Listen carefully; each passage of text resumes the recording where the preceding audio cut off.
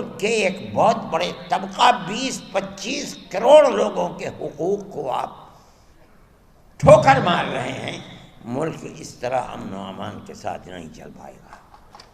اور اس کے نتیجے کے اندر ملک کی جو صورتحال ہے، آپ اپنی زبان سے کہتے رہیں کہ ملک ترقی کر رہا ہے اور ساری دنیا کے اندر ترقی کا ڈھڈورا پٹ رہا ہے، مگر ملک کے عوام کی جو صورتحال ہے اور فقر اور بے کسی کی جس طریقے پر پورے ہندوستان کے اندر کیفیت ہے، آپ اس کو دیکھ لیجئے۔ میں اپنی زبان سے کچھ نہیں، علماء کا اپنا ایک کردار ہے۔ ہم اس سیکولر دستور کے محافظ ہیں۔ ہم سمجھتے ہیں کہ صرف زبانی نہیں کہ دنیا میں جا کر کے سیکولرزم کا ڈھنڈورا پیٹا جائے اور ملک کے اندر مسلمانوں کی 600 سال پرانی مسجدوں کو گرا کر کے وہاں مندر بنایا جائے، یہ سیکولرزم نہیں ہے، یہ ڈھول کا پول ہے۔ آپ کی پارلیمنٹ فیصلہ کر چکی ہے آج سے تقریباً 30-32 سال پہلے کہ جو مسجد جہاں جو مذہبی عبادت گاہ بنی ہوئی ہے سن 47 میں، اس عبادت گاہ کو اسی حال میں رہنے دیا جائے گا۔ آج آپ یہ کہتے ہیں کہ نہیں، بنارس کی مسجد کو توڑ دو، وہ ہماری ہے، متھرا کی مسجد کو توڑ دو۔ آپ کے کردار کا اور پارلیمنٹ کا کیا اعتبار ہے یہ بتائیے؟ کیا چیز ہے پارلیمنٹ کے اندر؟ پارلیمنٹ ایک قانون کو بناتی ہے، آپ اس قانون کو ٹھوکر مار دیتے ہیں۔ آپ جو قانون آج بنا رہے ہیں کل کو دوسرا اسے ٹھوکر مار دے گا۔ یہ تو آپ نے ایک ریت اور رواج کر دیا، ہمیں کوئی غرض نہیں ہے اور حکومت خاموش بیٹھی ہوئی ہے۔ میرے بھائی، جمعیت علماء حکومت کا لحاظ کرتی ہے، جن کو حکومت ہے ہمارے ملک کے عوام نے ان کو بیٹھالا ہے، ہمارے ملک کی اکثریت نے دستور کے مطابق ان کو ووٹ دیا ہے، ہم نے ووٹ دے کر کے انہیں بیٹھالا ہے۔ ہم یہ سمجھتے ہیں کہ ان کو ملک کے دستور کے اندر اس طریقے کی تشریح کہ ایک بہت بڑے طبقہ 20-25 کروڑ لوگوں کے حقوق کو آپ ٹھوکر مار رہے ہیں، ملک اس طرح امن و امان کے ساتھ نہیں چل پائے گا۔ اور اس کے نتیجے کے اندر ملک کی جو صورتحال ہے، آپ اپنی زبان سے کہتے رہیں کہ ملک ترقی کر رہا ہے اور ساری دنیا کے اندر ترقی کا ڈھڈورا پٹ رہا ہے، مگر ملک کے عوام کی جو صورتحال ہے اور فقر اور بے کسی کی جس طریقے پر پورے ہندوستان کے اندر کیفیت ہے، آپ اس کو دیکھ لیجئے۔ میں اپنی زبان سے کچھ نہیں کہتا۔ میں ایک مذہبی آدمی ہوں، میرا اپنا ایمان اور یقین ہے کہ اللہ جو چاہتا ہے وہ کرتا ہے، یعنی ایشور جو چاہتا ہے وہ کرتا ہے، یعنی اوم جو چاہتا ہے وہ کرتا ہے۔ آج آپ کر رہے ہیں، ٹھیک ہے، کر دیجئے، کل کو حالات بدلیں گے دنیا کے اندر، میں زندہ ہوں، میں بھی مر جاؤں گا اور دنیا کا ہر آدمی مر جائے گا، دوسرا آئے گا اپنی خاص ذہن کے ساتھ آئے گا۔ حالات کیا ہوتے ہیں ان کو آج نہ میں جانتا ہوں نہ کوئی جانتا ہے، اللہ جانتا ہے اور ان کے سوا کوئی نہیں جانتا۔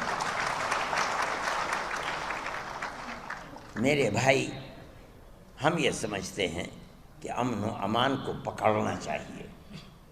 میں مسلمانوں سے یہ کہتا ہوں کہ آج کی حکومتیں جو کچھ کر رہی ہیں اس سے فرقہ پرستی اور آپس میں نفرت اس طریقے پر ابھر رہی ہے کہ نہیں کہا جا سکتا کہ کل کو کیا ہوگا۔ میں جمعیت علماء کے ہر ورکر سے یہ بات کہتا ہوں کہ آپس میں پیار و محبت کو پیدا کرو۔ اس کا یہ مطلب نہیں ہے کہ مسلمان سے پیار نہیں، اس ملک کے ہر رہنے والے سے محبت کرو، اپنے دکھ میں سکھ میں انہیں شریک کرو، ان کے دکھ اور سکھ کے اندر تم شریک ہو۔ ان کے یہاں شادی بیاہ ہے، وہ تم کو نہیں بلاتے، جاؤ اور مبارکبادی دے کر چلے آؤ۔ کھانا کھلاتے ہیں، کھاؤ، نہیں کھلاتے نہ کھاؤ، جب تمہارے یہاں سکھ ہو، شادی بیاہ ہو، تم اپنے رشتہ داروں کو جس طرح بلاتے ہو، اپنے دائیں بائیں رہنے والے غیر مسلموں کو بلاؤ۔ یہ تمہاری پرانی زندگی ہے، آج کی نہیں، یہ ہزاروں سال پرانی زندگی ہے، اور اسی طرح اس ملک کے اندر ہم رہتے چلے آئے ہیں۔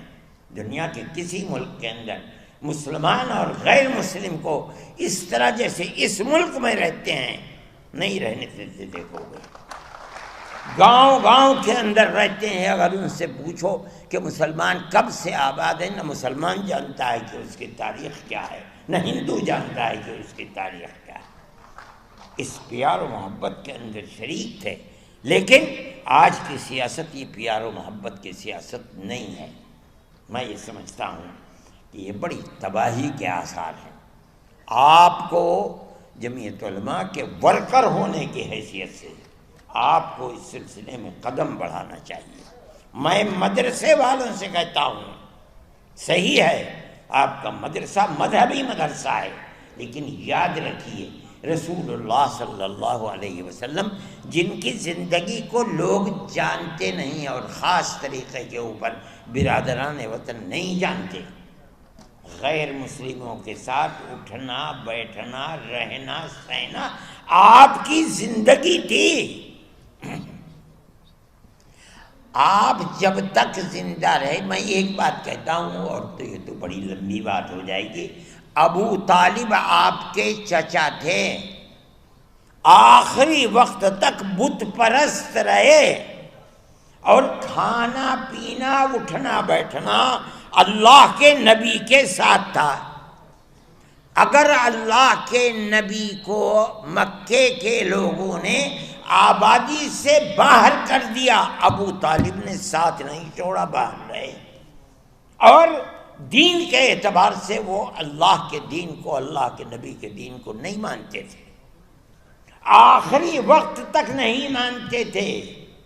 جب جان نکل رہی تھی تب گئے نبی کریم علیہ السلام ان کے پاس اور جا کے کہا چچا ایک مرتبہ لا الہ الا اللہ محمد الرسول اللہ کہہ دیجیے، میں قیامت کے دن اللہ کے یہاں آپ کی شفاعت تو کر دوں گا۔ ابو جہل وہاں کھڑا ہوا تھا، ابو جہل نے کہا ابو طالب کیا کہیں گے تمہارے بعد لوگ، کیا آخری وقت میں اپنے باپ دادا کے دین کو چھوڑ دیا؟ یہ کہا کہ نہیں، میں اپنے باپ دادا کے دین کے اوپر ہوں، اور مر گئے۔ اللہ کے نبی نے ساتھ نہیں چھوڑا، نہ انہوں نے چھوڑا نہ اللہ کے نبی نے ساتھ چھوڑا، حالانکہ اللہ کے نبی کے دین پر نہیں تھے، نہ زندگی میں تھے نہ مرتے وقت تھے۔ میرے بھائی یہ رسول اللہ کا کردار ہے۔ یہ سمجھنا کہ کسی غیر مسلم کے ساتھ اٹھنا بیٹھنا یہ درست نہیں، اسلام میں غلط ہے، غلط ہے، غلط ہے۔ ہم اس ملک کے رہنے والے ہیں، وہ ہمارے بھائی ہیں۔ میں کہتا ہوں ایک آدم کی یعنی پرتم منو کی اولاد ہیں، ہم دونوں بھائی بھائی ہیں۔ جو لوگ اس کو تفریق میں اور دشمنی اور نفرت میں لے جانا چاہتے ہیں وہ ایک باپ کی اولاد نہیں مانتے، اور غلط ہے، غلط ہے، غلط ہے۔ ہم سب ایک ہی باپ کی اولاد ہیں، ہم سب ایک دوسرے کے بھائی ہیں۔